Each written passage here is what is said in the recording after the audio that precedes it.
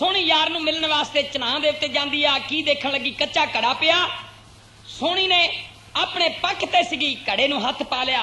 आवाज आउंदी आ घड़े विचों, सोहणीए मैं कच्चा खुर जाना, तैं कहंदा मर जाना, मैनू हथ ना लाई। सोहनी कहण लगी, वे घड़िया जे मैं अज अपने यार दे कौला तो हार गई, मेरा आशकां दे विच ना नहीं रहना। सोहनी ने हौसला करके घड़े नूं चक के ला के सीने दे नाल एक अपने माही नूं मिलण वास्ते जांदी आ, नाले घड़े दीयां मिन्नतां करदी आ भी मैनू पार लगा दे। सोहनी तां घड़े दा जवाब हुंदा, भला वे कैसा जवाब करदी आ।